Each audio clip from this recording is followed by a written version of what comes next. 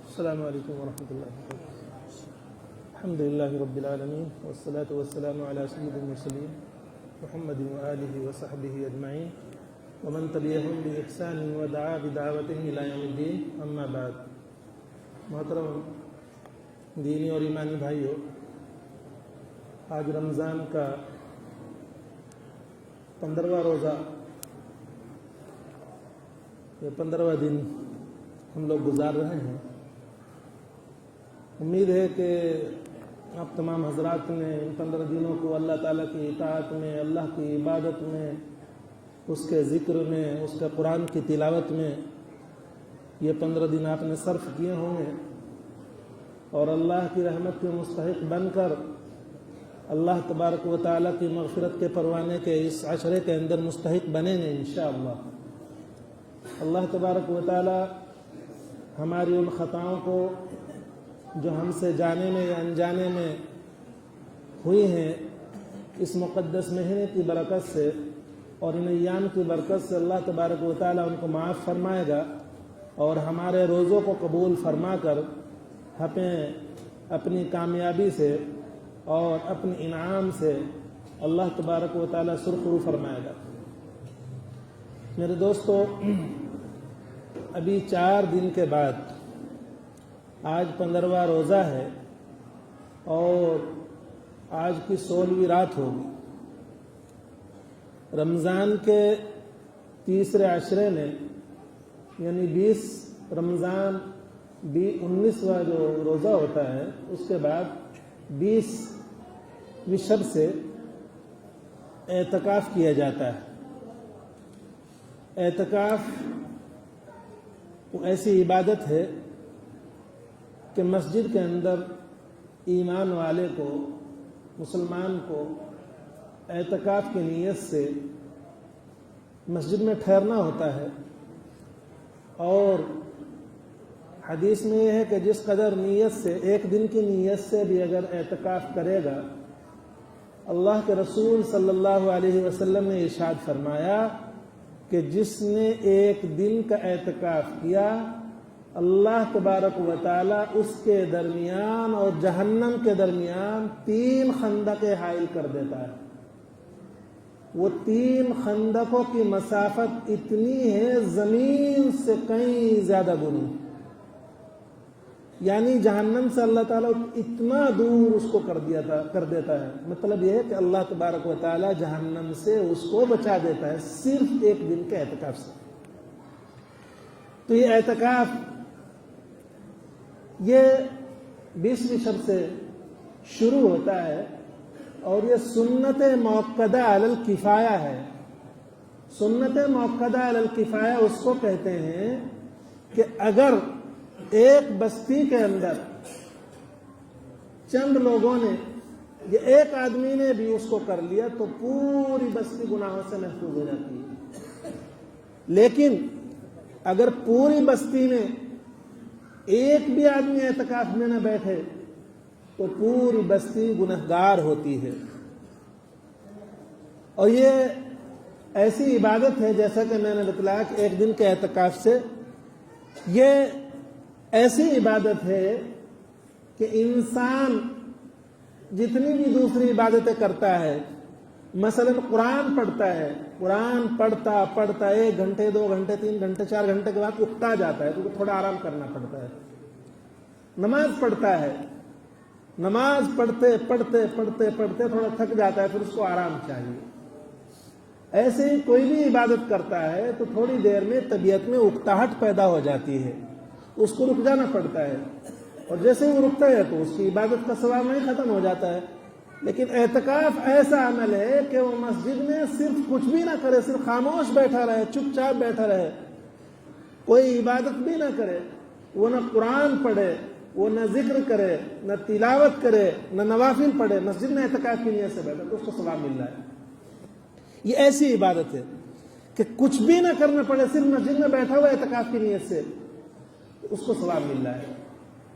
میرے دوستو، میرے ایمانی بھائیوں، ایسی آسان عبادت اور ایسی عظیم اور محترم شان عبادت ہے جس کی طرف سے لوگ غفلت میں بیٹھے رہتے ہیں، غفلت کرتے ہیں، خیال نہیں کرتے، پوری زندگی کے سال بھر میں مشغول رہتے ہیں۔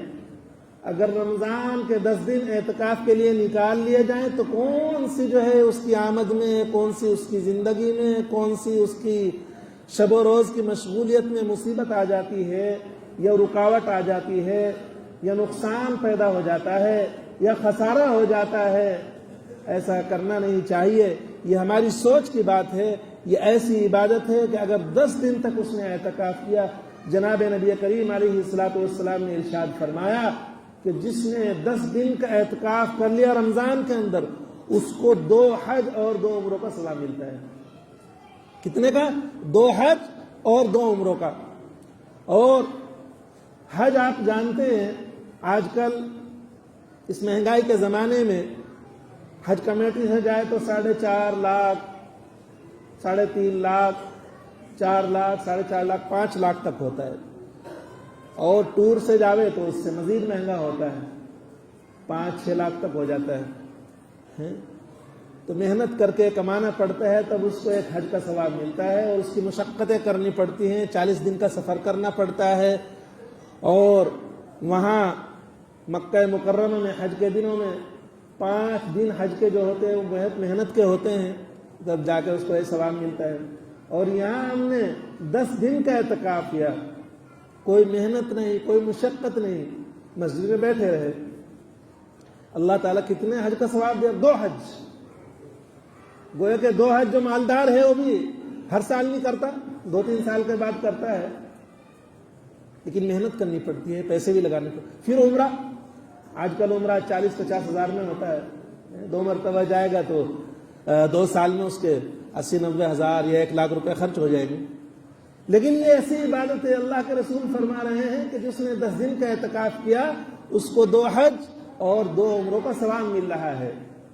یہ تو اس کے لیے، اور پوری بستی گناہ سے محفوظ ہو رہی، پوری بستی گناہ سے محفوظ ہو رہی، کوئی ایک بھی نہیں بیٹھے گا، ساری کی ساری بستی گناہ گار ہوگی۔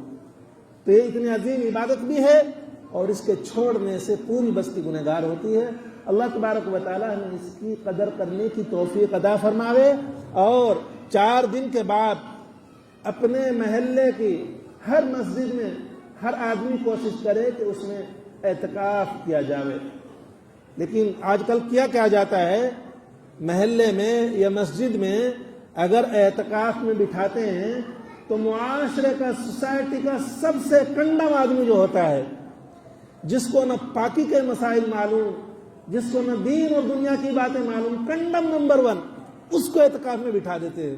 اور بعض لوگ تو کرائے کے ٹٹو رکھتے ہیں، پیسے دیتے ہیں، بھائی تمہیں پیسے ملیں گے تو ہمارا اعتکاف کر دو۔ کیسی یہ ہماری انتہائی گری ہوئی بات ہے مسلم معاشرے کی، کہ اللہ تبارک و تعالیٰ تو آپ کو نوازنا چاہتا ہے، لیکن آپ وہاں بھی فراڈ کر رہے ہیں، کاروبار میں، بزنس میں تو دھوکہ دینا چاہتے ہیں، اللہ کے دربار میں بھی ایک کنڈم آدمی کو پیش کرنا چاہتے ہیں، اور اس کنڈم آدمی کو، جس کو نہ عبادت کا علم ہے، جس کو نہ مسائل معلوم ہے، جس کو نہ اعتکاف کی اہمیت معلوم ہے، اس آدمی کو آپ مسجد میں بیٹھا رہے ہیں۔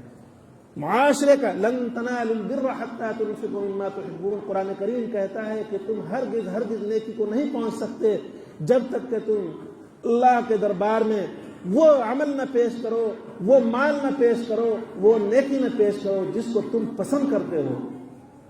اپنے پیارے بیٹے کو، اپنے پیارے ابا کو، اپنے پیارے بھائی جان کو، اپنے پیارے چچا کو، اپنے پیارے تایا کو، اس کو مسجد میں بٹھائیے، جس کو مسائل بھی معلوم ہو، جو پاک صاف بھی رہتا ہو، جو قرآن کریم کی تلاوت بھی کرے، جو کتاب بھی پڑھے، اللہ کا ذکر بھی کرے، صاف ستھرا رہے، اس کو بٹھائیے، وہ اللہ کو پسند آئے گا۔ کنڈم نمبر 1 آدمی بٹھائیں گے، اس کو اللہ کیسے پسند کریں گے؟ اس کو اپنی پاکی کے مسائل معلوم نہیں، وہ کیا اعتکاف کی سنت کو ادا کریں گے؟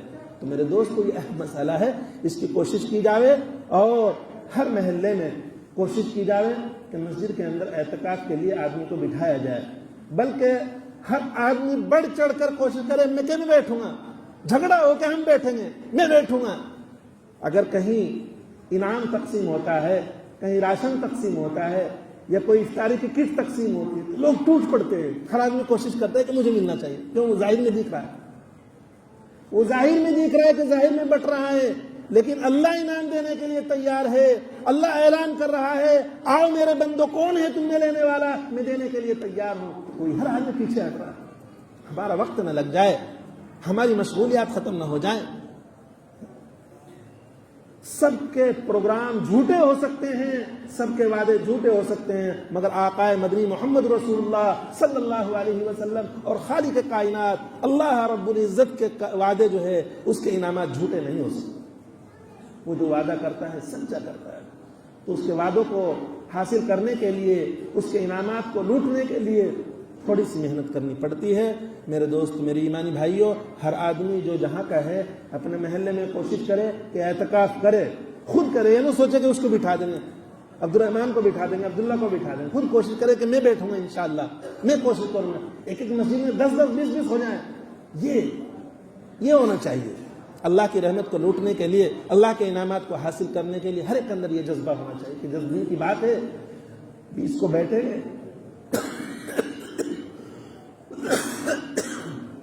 اور چاند رات کو جو ہے مسجد سے نکل جائے گا، اعتکاف ختم ہو جائے گا اور ہمیں 2 حج کا اور 2 عمروں کا ثواب مل جائے گا، اور 24 گھنٹے ہماری عبادت میں اللہ کے یہاں شامل ہوں گے۔ 24 گھنٹے کی عبادت ہمارے اعمال میں لکھی جائے گی۔